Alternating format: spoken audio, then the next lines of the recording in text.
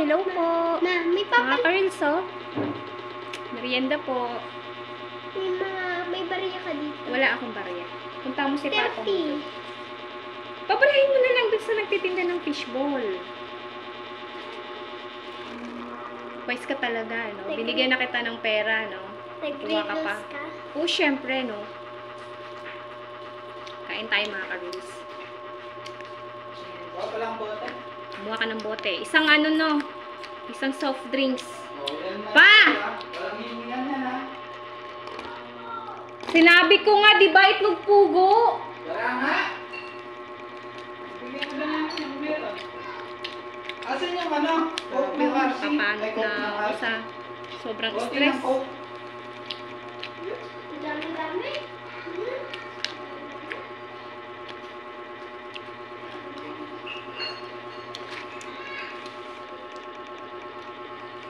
Ang sarap.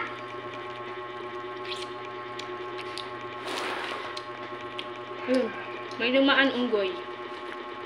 Ma, Haba-haba Ma, ng buhok. sundan ko si Papa. Ayaw magpagupit. Sundan ko si Papa kasi yung Papa bariya ko ito pag may labang. Tama? Ilang beses ko na sinasabi sa kanya, magpagupit na siya, magpagupit na siya. Maya siya ng mamaya. Ngayon mamaya na naman uli. Bahala siya. Nakakairita yung ano niya, itsura niya eh. Wow, ang sarap ka-reels. Wow.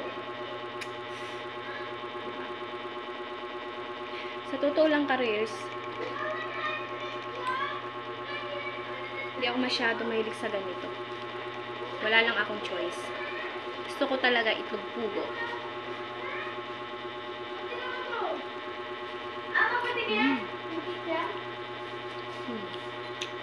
Ang anak kong panganay.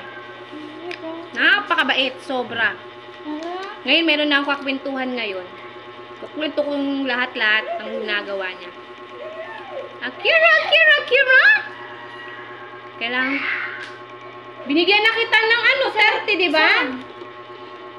Ulit? Ang dami naman pala yan, baby ko. Dami pala. Last one ata. Atid ka dito sa ano? Oh, masanay na kayo sa akin. Araw-araw nyo ako mapapanood. Bahala na kayo mag-adjust ha, mga ka-reels. Magkano to? 50. 50 to? Ewan ko.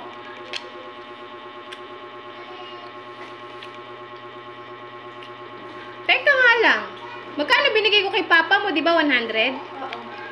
Bakit ito lang? Ewan ko. Madaya kasi yung unggoy na yun eh. Binibigyan mo siya ng 100. Tapos ang sabi ko, tag 50 kami. Ewan ko lang kung 50 lahat to, no? Mamaya ko malalaman. Kasi mga ka-reels, pag binibigyan ko na ng pera yan, anong ginagawa niya? Ha? Binibili niya ng sigarilyo.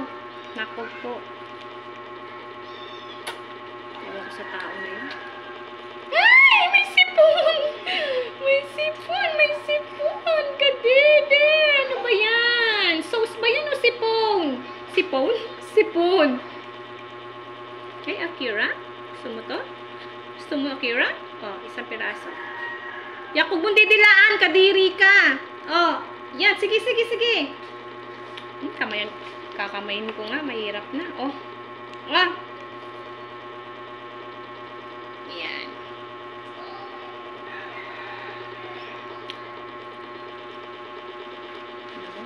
Ibubuhos ko lang lahat ka, Riz.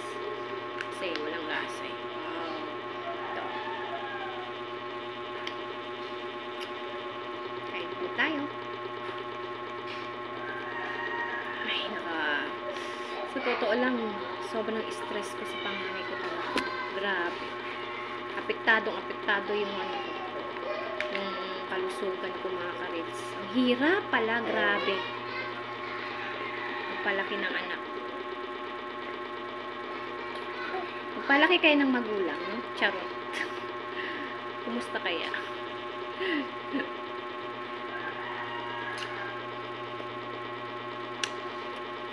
Hmm.